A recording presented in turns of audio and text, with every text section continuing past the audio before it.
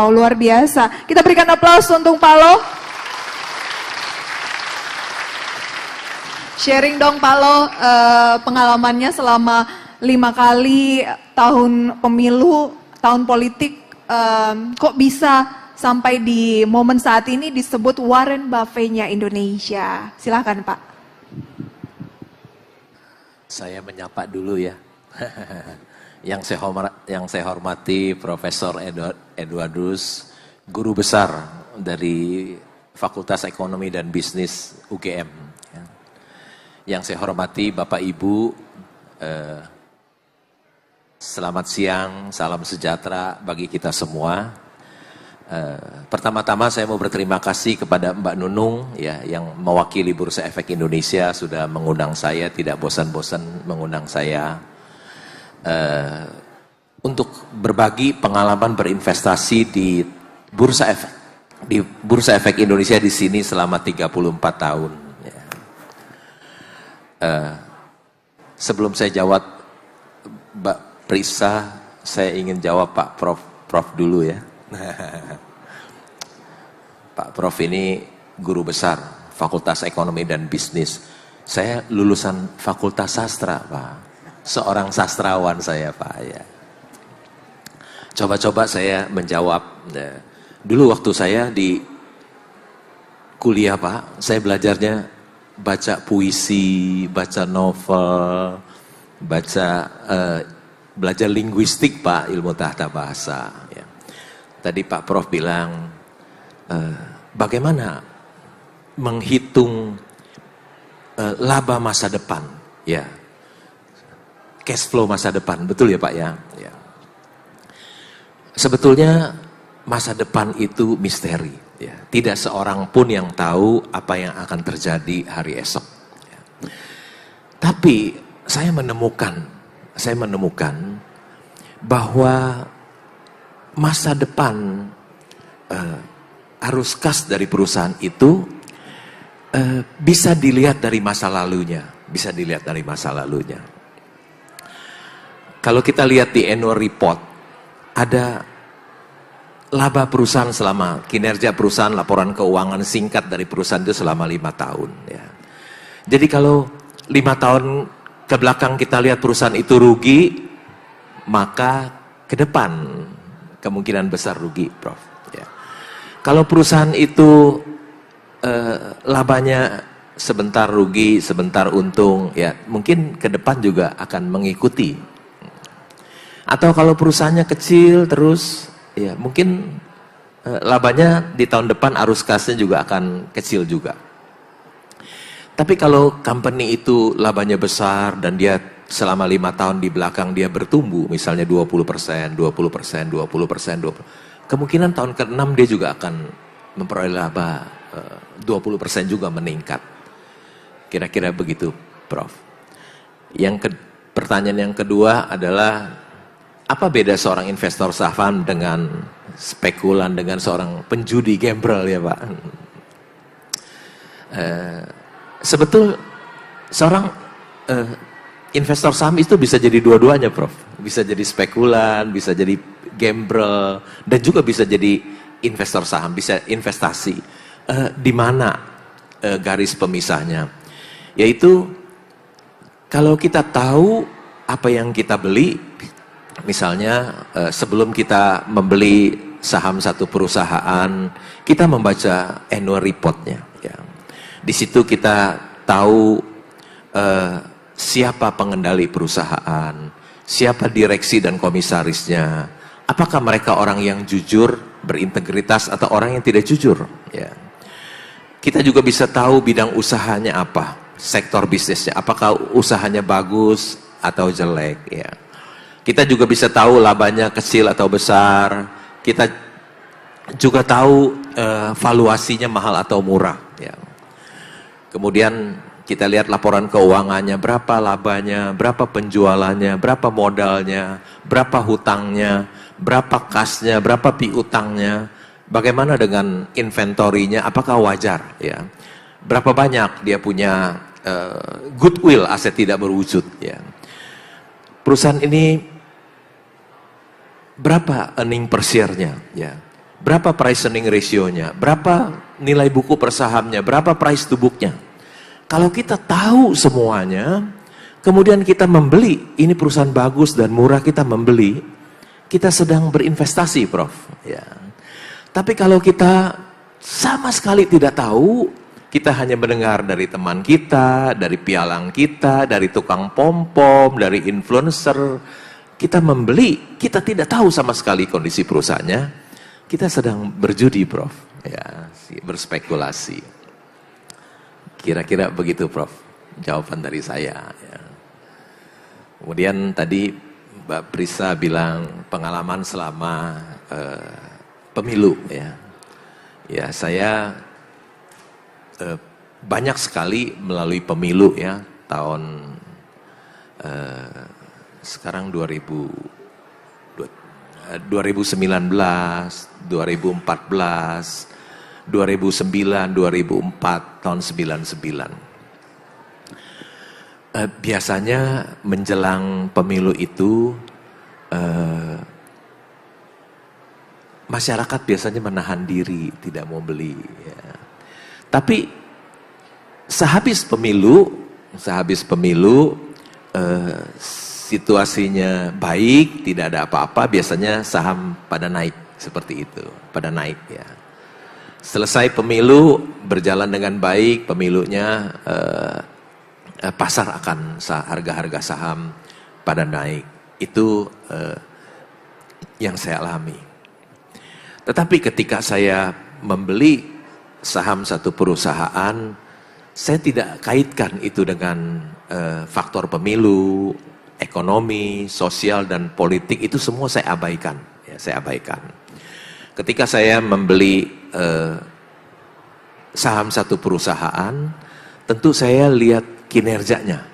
Kalau kinerja ini, perusahaan ini bagus dan murah, meskipun berapa bulan lagi ada pemilu, saya nggak peduli, ya, saya tetap akan beli. Jadi kalau saya menemukan saham satu perusahaan yang bagus dan murah, saya tetap membelinya. Saya abaikan itu semua, faktor pemilu, ekonomi, sosial, dan politik. Saya abaikan. Ketika saya menemukan Mercy yang dijual harga bajai, ya, saya nggak peduli, langsung saya beli saja. Ya. Tidak lagi dikaitkan dengan faktor pemilu, ekonomi, sosial, dan politik pembelian saham saya. Tapi betul-betul pembelian saham saya hanya melihat kinerja perusahaan, kinerjanya dan valuasinya. Mercy yang dijual di harga bajai di dunia nyata tidak ada. Mercy yang dijual harga bajai itu hanya ada di Bursa Efek Indonesia. Begitu, Prisa. Oke. Jadi kalau mau menjadi pemenang khususnya berinvestasi di pasar modal, Pak Lo, kita harus paham isi dari emiten tersebut, laporan Betul, keuangan iya. dan lain sebagainya. Tapi kan ada ratusan emiten di Bursa Efek Indonesia, Pak Lo, untuk mendalami, anggaplah misalnya kita pendekatan dengan seseorang, untuk misalnya banyak orang di sini, saya mau pilih siapa itu kan. Apa dulu yang Pak Lo lihat agar mau untuk melihat annual report dan lain sebagainya dari emiten tersebut? Apakah kalau misalnya pacar gitu fisiknya, nah itunya apa yang dilihat Pak Lo? Kalau saya, pertama-tama yang saya lihat cuannya dulu, labanya perusahaan itu. Kalau rugi, saya males lihat. Kalau untungnya kecil juga males lihat. Ya, jadi pertama-tama saya lihat perusahaan itu labanya dulu. Jadi langsung tersortir gitu ya. Mungkin dari 800 tinggal 100 gitu ya labanya. Kemudian setelah lihat labanya, saya terusir lagi ke atas, labanya datang dari mana ini? Apakah dari operasional atau labanya dari pendapatan lain-lain ya, penjualan aset, keuntungan kurs dan lain-lain. Biasanya kalau pendapatan lain-lain itu saya buang. Karena tahun depan tidak ada lagi, jadi labanya akan anjlok ya. Setelah labanya besar, tentu saya lihat valuasinya, price earning ratio-nya berapa kali. Kalau price earning ratio-nya tinggi, saya juga tidak mau beli. Artinya ini Mercy, harga Mercy, ya gitu, harga wajar. Saya sukanya beli Mercy harga bajai, ya, artinya perusahaannya labanya besar, tapi valuasinya murah.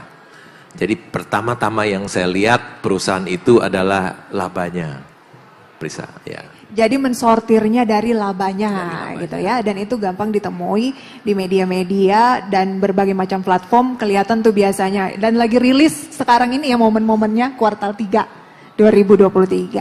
Oke, karena waktu kita terbatas, sambil kita sharing untuk sobat investor, Bapak Ibu yang ingin mengajukan pertanyaan, ini saya sampaikan kembali ya. Kalau Pak Joshua ini lebih kepada melihat situasi politik di Indonesia mempengaruhi aliran modal investasi asing dan dari pasar modal kita juga ya.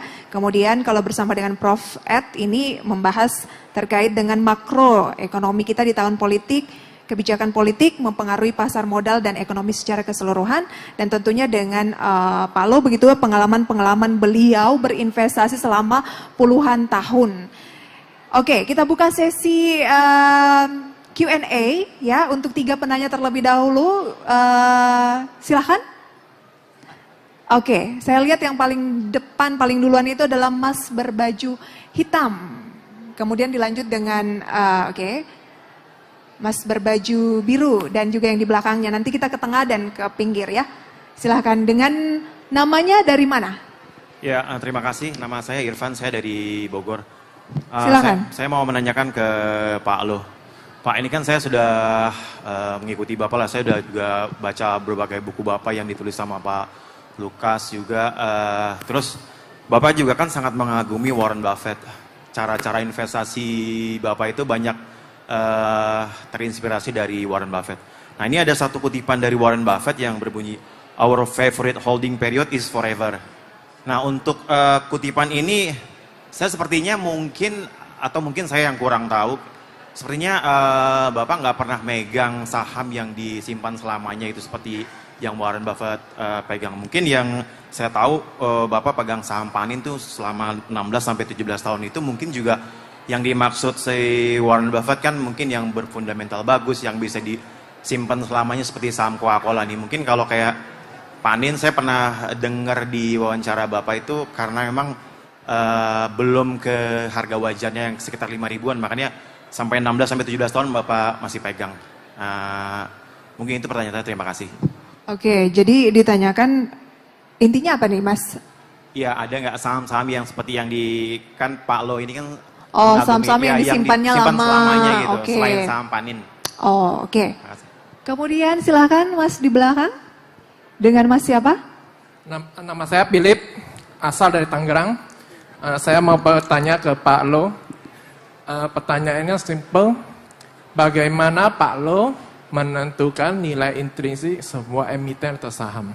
Jika ada perubahan kinerja, apakah nilai intrinsiknya ikut berubah? Itu saja Pak, terima kasih. Terima kasih Mas Philip. Selanjutnya. Oke, nama saya Cahyadi. Saya mau tanya dengan Pak Lo juga. Pak Lo, apakah Pak Lo juga pernah berinvestasi untuk saham-saham yang ada di luar negeri gitu? Oke. Mohon infonya. Terima kasih. Dengan Mas siapa? Cahyadi. Cahyadi. Oke. Semuanya untuk Pak Lo dulu ya. Berarti ini rata-rata kayaknya investor. Pak Lo, pernah pegang saham paling lama berapa lama? Dan ada nggak yang lama banget? Tadi sudah disebutkan ada saham yang saya pegang 19 tahun yang belum saya jual karena belum mencapai harga wajarnya. Ya. Itu karena belum mencapai harga wajarnya. Memang saya ada saham-saham yang boleh dipegang seumur hidup.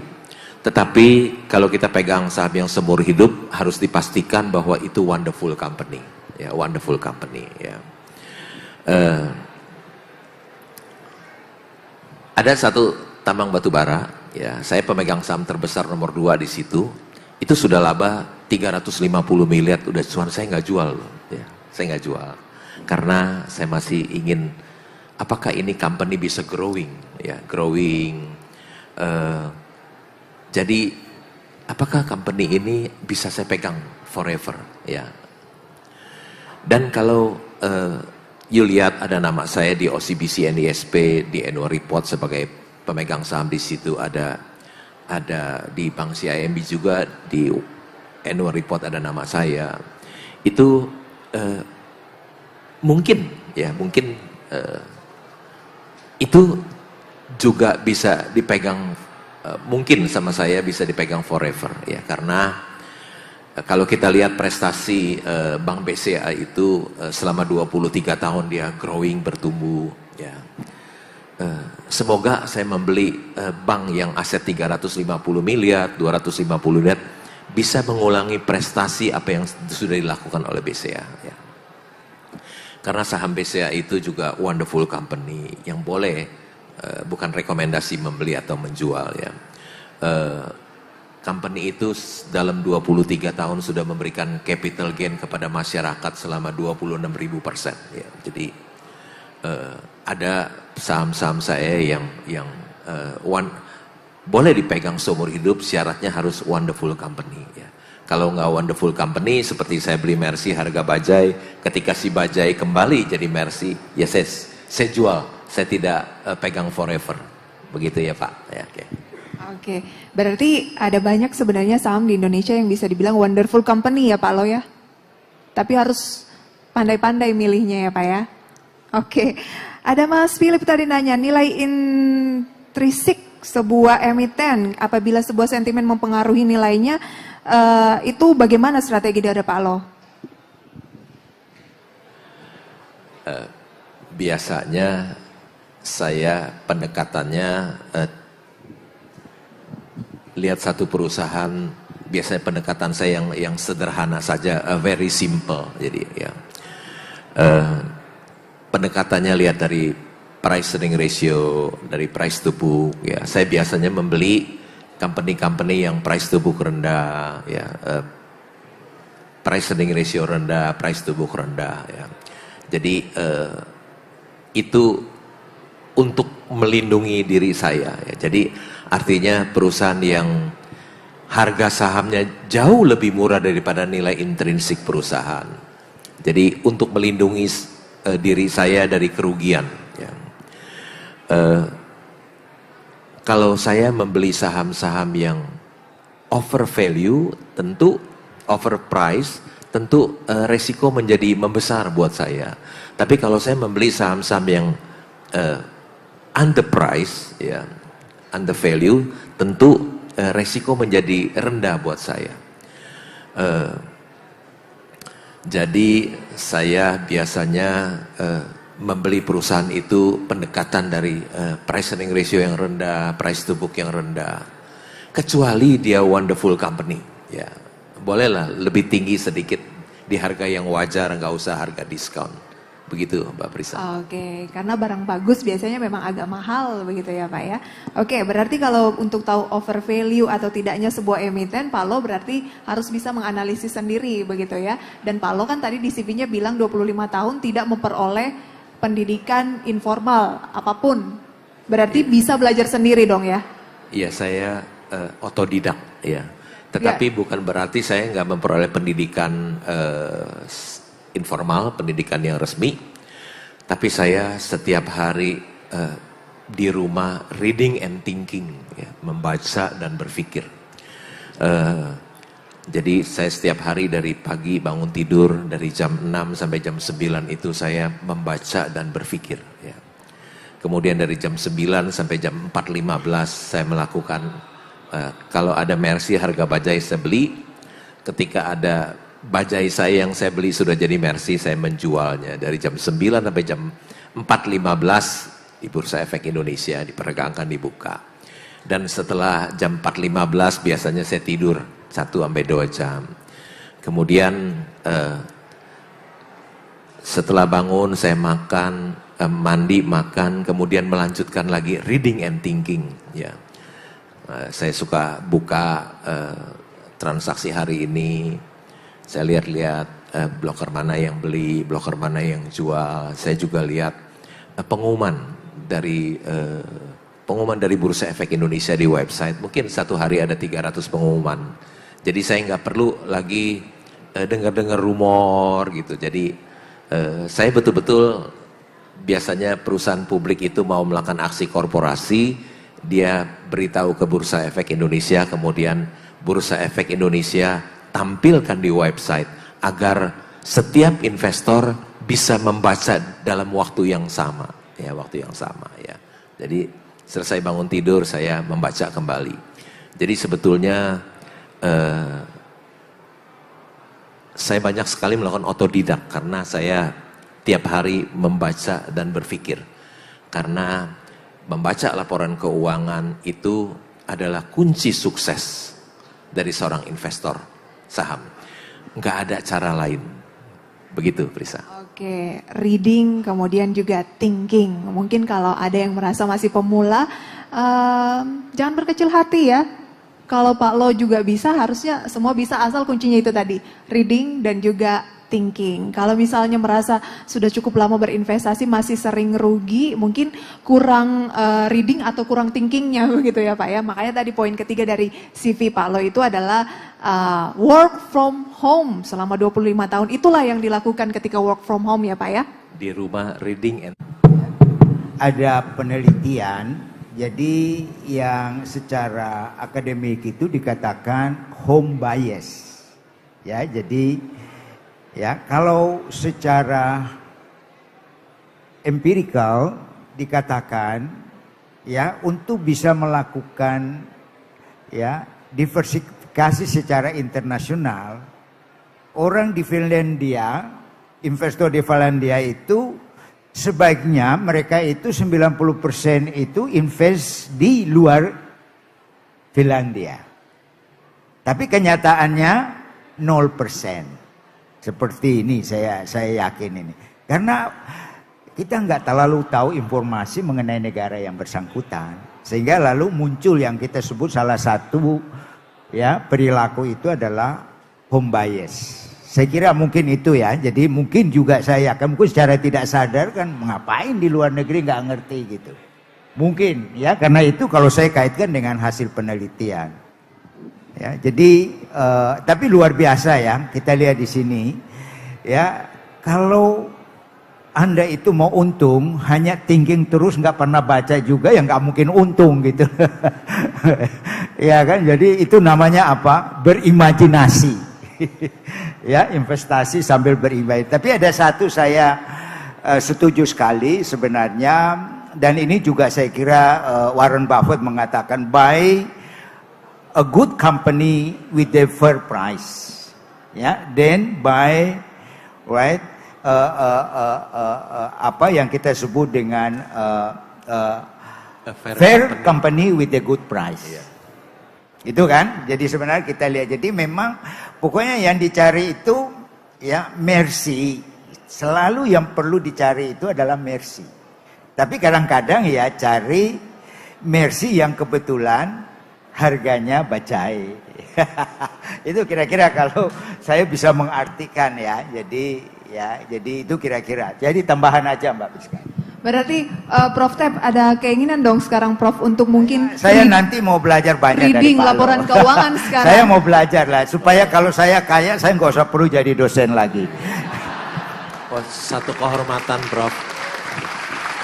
Oke. Saya ingin tahu juga dong pendapat Guru besar FEB mau belajar dengan seorang sastrawan. luar biasa. Tapi kebayangkan kalau misalnya sastrawan aja dengan bermodalkan reading and thinking, kalau guru besar bisa reading and thinking, kayak gimana nanti hasilnya ya kan? Soalnya Prof teorinya banyak tadi saya lihat. Saya juga nggak mengerti ya, karena investasi saya hanya bermodalkan yang very simple, yaitu price earning ratio rendah, price to book rendah saja ya. Pendekatan yang saya lakukan itu adalah cukup tamatan SD Anda bisa jadi seorang investor saham yang berhasil ya. Karena yang dibutuhkan untuk menjadi seorang investor yang hebat di Bursa Efek Indonesia hanya cukup bisa tambah, kurang, bagi, kali, dan prosentase. Kalkulus nggak dibutuhkan, integral diferensial nggak dibutuhkan ya. Hanya tamatan SD saja sudah bisa menjadi seorang investor saham yang berhasil. Karena hanya pakai PI rendah dan price to book rendah. Ya, begitu Prisa. Dan mungkin kemauan ya.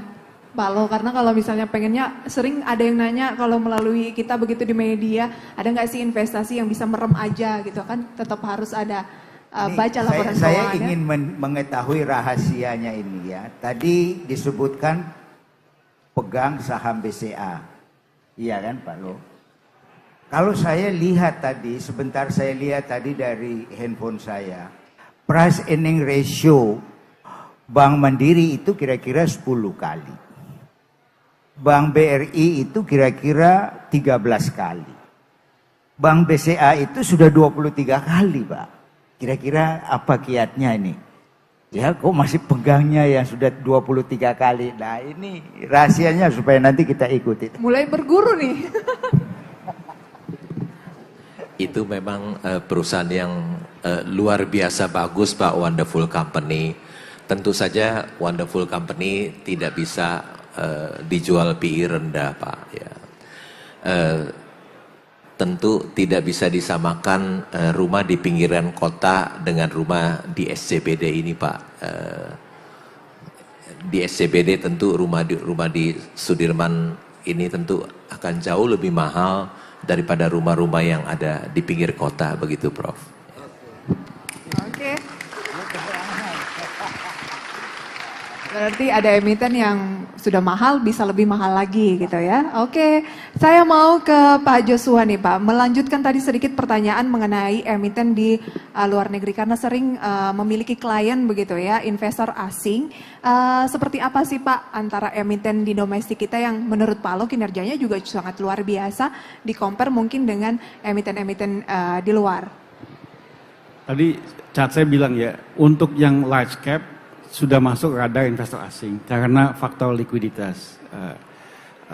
Dan yang kedua, trennya sekarang itu mereka sedang keluar dari pasar Cina. Mungkin geopolitik, mungkin perekonomiannya memang sedang turun. Seperti kita tahu ada bankruptcy sektor properti di sana. Ya, mungkin banknya juga ikut. Sehingga dan internet juga pun saham internet juga kan kompetisi dan sebagainya menyebabkan secara fundamental itu kurang menarik. Sehingga dan pasar Cina itu yang sebenarnya juga membawa banyak dana itu keluar dari Indonesia, banyak negara lain ke sana mungkin 5-10 tahun yang lalu. Waktu boom internet, Alibaba dan sebagainya itu. Justru di sini buat kita sebenarnya kesempatan.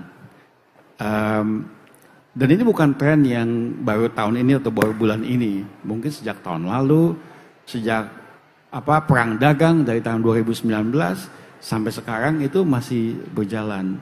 Sehingga kesempatan. Cuma yang sangat buat saya, yang saya lihat, yang sangat mendapatkan berkah gitu ya dari pindahan flow ini sebenarnya pasar India. Dan sekarang PI-nya sangat mahal. Saham semen di sana jauh lebih mahal dibandingkan di sini misalkan. Karena mereka itu punya likuiditas sahamnya itu dalam. Jadi investor domestiknya juga tebal. Sehingga yang misalkan berapa saham yang di bursa yang daily turnover transaksi hariannya itu di atas misalkan 10 juta dolar ya, 150 miliar per hari. Ya mungkin 10 saham. Di pasar India mungkin 200 begitu. Sehingga memudahkan sekali kalau investor yang mau masuk itu mengekspresikan lah perpindahannya ke pasar India. Jadi challenge kita sebenarnya adalah gimana supaya likuiditasnya membaik di domestik. Atau opportunity juga adalah kalau ada saham yang memang ada liquidity event menyebabkan free float-nya nambah atau secara besar itu yang mungkin akan menarik investor institusi atau asing. Oke. Gitu. Jadi sebenarnya trennya kita ada punya fundamental dari segi liquidity atau flow juga sebenarnya mendukung menyebabkan menurut saya opportunity di sini. Ya. Tidak semua. Cuma selama ini yang menikmati adalah ya seperti saham bank, BCA, BRI. Sebenarnya banyak sekali mungkin ya masih ada CIMB, Panin, NISP yang pas tubuhnya rendah, likuiditas nggak banyak diincar.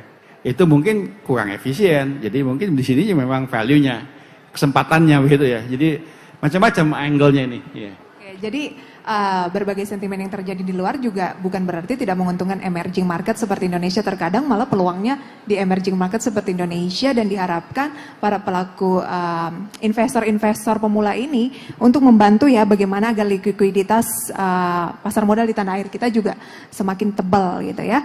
Oke, kita buka sesi satu kali lagi mungkin ya. Tapi singkat, pertanyaannya singkat aja untuk 3 orang. Dari tengah mas yang berbaju hitam, kemudian masnya yang berbaju abu-abu ya, dan yang terakhir iya dari masnya yang baju kotak-kotak. Silahkan singkat aja.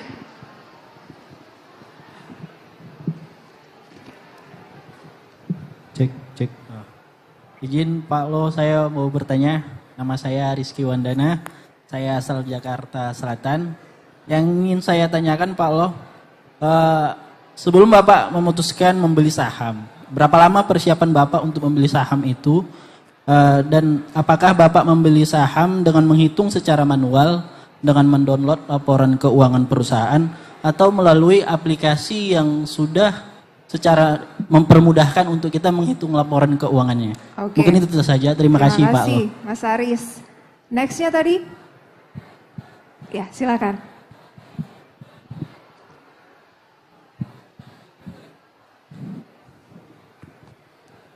Izin Pak Lo, saya dari Lampung, Bedi. Saya mau nanya terkait saham gorengan. Apakah Pak Lo pernah tertarik untuk bermain saham gorengan? Cukup, terima kasih. Oke, misalnya iseng-iseng gitu ya, pengen spekulasi. Oke, Mas Didi ya? Ya, terakhir silakan. Terima kasih, perkenalkan nama saya Ato. Saya dari Universitas MH Tamrinaka. Pertanyaan saya, seperti yang sudah dijelaskan oleh Pak Prof tadi, bahwa ketika kita ingin menginginkan return yang lebih besar, terkadang kita harus merisikokan yang lebih besar. Tapi selama ini saya mengikuti juga Pak Lo, ada pernyataan dari Pak Lo yang mengatakan bisa saja kita membeli saham dengan risiko yang lebih rendah, tapi dengan return yang tinggi ketika kita tahu saham yang kita beli. Ketika kita tahu bahwa saham ini wonderful company tapi lagi salah harga, itu kita istilahnya margin of safety-nya lebih besar. Itu perbedaannya apa sih antara kedua itu? Terima kasih banyak. Terima kasih. Oke, itu perbedaannya apa? Mungkin langsung saja dari Ato terlebih dahulu, Pak Lo. Kalau tadi Prof bilang returnnya besar, resikonya juga biasanya besar. Tapi Pak Lo bilang resiko rendah, biasanya returnnya juga bisa besar. Gimana Pak Lo? Ya memang semua orang di seluruh dunia mengatakan saham itu high risk high gain, ya. Tetapi sebetulnya orang yang ahli dia bisa memilih saham-saham yang low risk high gain. Ya. Tetapi orang baru yang awam dia bukan hanya bisa membeli saham yang high risk high gain, tapi juga high risk low gain. Ya. Jadi resiko itu datang dari ketidaktahuan kita. Resiko itu datang dari yang tahu dia bisa memilih, yang tidak tahu dia tidak bisa memilih. Oke. Begitu. Prof, ada kemungkinan nggak seperti yang disampaikan oleh Pak Lo bahwa return besar bisa juga resikonya low seperti yang baru sampaikan? Jadi gini ya, Markowitz ya itu mengajarkan mengenai teori portofolio. Kembali lagi ya, jadi jangan kita meletakkan telur di satu keranjang, itu kira-kira intinya. Nah itu berlaku untuk orang-orang yang nggak ngerti. Seperti Pak Lo ini, ngapain saya harus taruh telur banyak di dalam keranjang kalau saya tahu ada yang bagus gitu. Betul Prof. Nah, betul. Jadi itu kira-kira. Jadi Warren Buffett itu tidak percaya dengan teori portofolio atau diversifikasi. Karena Warren Buffett dia tahu perusahaan bagus apa. Maka tadi saya setuju sekali ya bahwa kita cari yang bagus itu resikonya rendah tapi returnnya tinggi. Kira-kira begitu ya Pak Loy.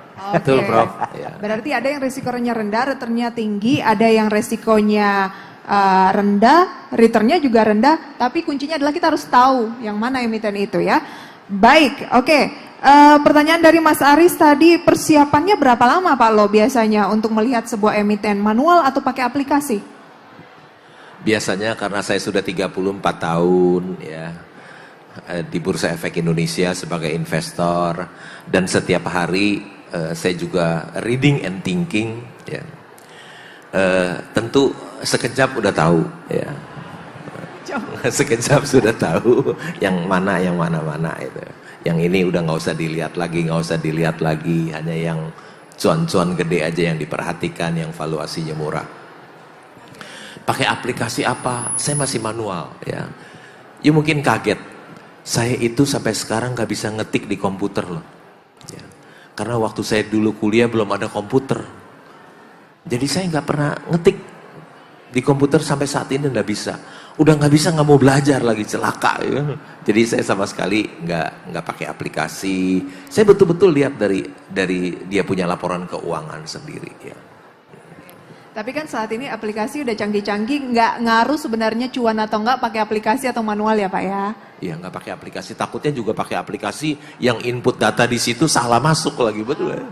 Bisa, karena saya lihat bisa salah masuk datanya, salah ketik. Jadi saya tetap pakai laporan keuangan yang ada di website Bursa Efek Indonesia. Baik. Bisa saya lihat, kalau sangat perlu sekali saya print, saya simpan. Oke. Manual itu. Pak Jadi Jos mungkin mau Ya, menambahkan? saya mau tambah sedikit ya. Tentu perlu persiapan ya kan. Nah mungkin saya sih sebagai anggota bursa dan broker ya. Mungkin dan saya juga dari riset ya. Jadi pilih brokernya yang punya riset mungkin ya. Sangat membantu itu. Ya, jangan pilih broker yang kasihnya yang hari ini mau naik apa gitu kan, rumornya apa. Yang bisa kasih riset. Dan Anda kan selalu pas trading kan transaksi pasti pakai broker kan. Ya kasih broker yang punya riset fundamental, kasih yang benernya begitu, bukan cuma yang rumor harian begitu loh. Brokernya juga harus dipilih gitu ya. Ada tips memilih broker Pak Lo?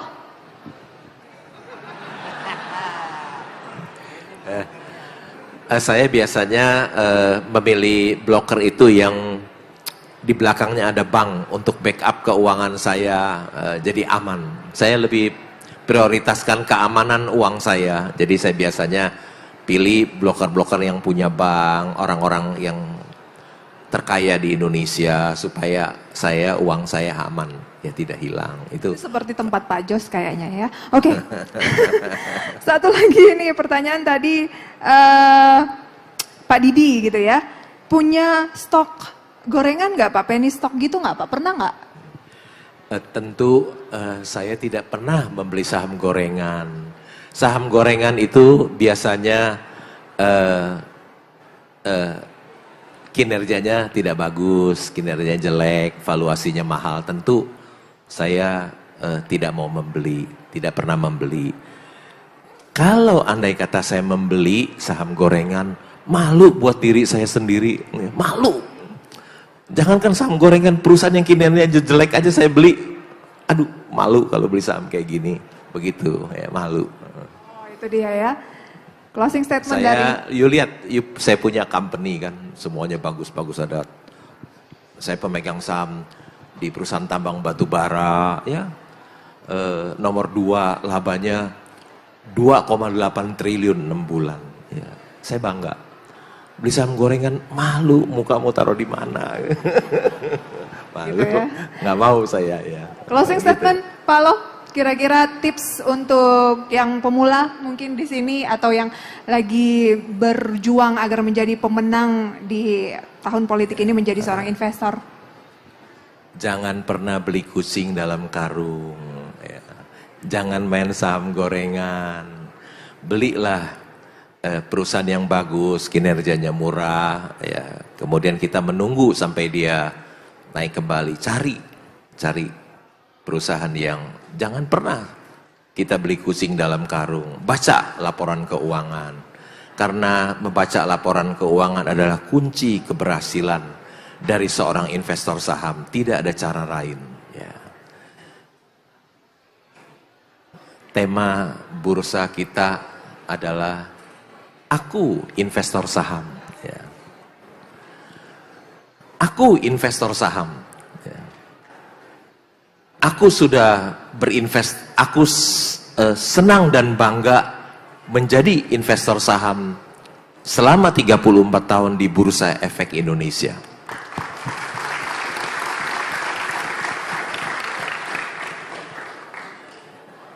dan saya akan menjadi investor saham sampai akhir hidup saya. Terima kasih Pak Lo. Dari Prof. Ted mungkin untuk analisis dan juga peluang ekonomi Indonesia di tahun pemilu ini, atau ada yang ingin ditambahkan? Silakan. Ya seperti tadi saya sampaikan bahwa semakin Anda mempunyai informasi yang banyak, ya kemungkinan Anda rugi itu lebih kecil dibandingkan dengan kemungkinan Anda menghasilkan keuntungan. Saya kira itu saja pesan saya. Oke, sedikit Prof, arah ekonomi kita ke depan kira-kira akan gimana Prof? Ya. Arah Pemilu kita ke depan. Ya, seperti saya katakan, kita tidak tahu, tapi dari hasil pemilu itu kan tahun ini, ya kalau di Amerika itu kalau incumbent menang itu harga sahamnya naik. Itu ya di beberapa negara itu. Lalu perusahaan-perusahaan yang ada connectednya dengan ya ruling party itu tentunya akan lebih cemerlang itu. Tapi kita nggak tahu karena yang akan maju di Indonesia bukan lagi incumbent. Jadi yang menang siapa, saya sendiri tidak bisa memprediksi. Ya, karena kalau saya prediksi nanti pasti dikira saya dukung salah satu gitu. Jadi agak-agak lagi banyak ketidakpastian nih Prof. Ya. Jadi banyak ketidakpastian nih berarti. Ya, jadi saya kira kita lihat saja nanti. Tapi ya harga saham itu tidak hanya ditentukan oleh ya presidential election, masih ada banyak faktor yang lain. Saya kira Baik, terima kasih Prof. Pak Jos, banyak faktor yang lain, katanya banyak ketidakpastian, kira-kira langkah apa yang akan diambil seorang praktisi pasar modal seperti Anda? Saya sih cukup optimis ya terhadap prospek pasar, pertumbuhan perusahaan 10% tahun depan, flow dari luar, perekonomian Indonesia tumbuhannya juga di tengah resesi dunia kita bagus. Kalau komoditi naik, harga minyak naik, harga batu bara juga naik, ya tentu kan menguntungkan Indonesia. Pengendalian makroekonomi kita stabil dan baik sekali. Jadi saya merasa cukup optimis dengan prospek pasar modal kita tahun depan. Oke, itu dia. Kita berikan aplaus yang meriah untuk ketiga narasumber kita yang luar biasa pada seminar utama kali ini ya. Kurang lebih kalau saya simpulkan bahwa masih optimis kondisi makroekonomi kita akan bagus menjelang tahun politik, banyak faktor. Tetapi yang terpenting adalah jangan beli kucing di dalam karung. Jadi apapun analisis AB mungkin lebih bagus kalau misalnya kita tahu begitu ya, kita menganalisis sendiri emiten mana yang kita pilih agar kita bijak dalam berinvestasi dan juga keluar menjadi seorang pemenang dalam berinvestasi di tahun politik. Terima kasih banyak untuk kehadirannya Pak Lo, Prof. Ted dan juga Pak Jos, begitu ya, sukses selalu, semoga harapan yang kita canangkan bisa tercapai, menambah wawasan dari sobat investor semua. Dan akhir kata saya Prisa Somodatu mengucapkan terima kasih, mohon maaf apabila banyak begitu ya yang ingin bertanya namun waktu yang terbatas. Wassalamualaikum warahmatullahi wabarakatuh. Maju terus pasar modal Indonesia. Iya, kita berikan sambutan dan tepuk tangan yang meriah kepada para pembicara dan juga kepada moderator siang hari ini yang telah memimpin seminar yang sangat menarik, very insightful. Dan juga jangan lupa tagline hari ini adalah beli Mercy harga bajai. Mantap sekali. Menarik ya, mantap ya. Oke. Dan sekarang saatnya kita akan memasuki rangkaian acara selanjutnya, bahwa kita akan memasuki seminar dengan tema potensi investor retail Indonesia. Apa sih daya tariknya? Dan tentunya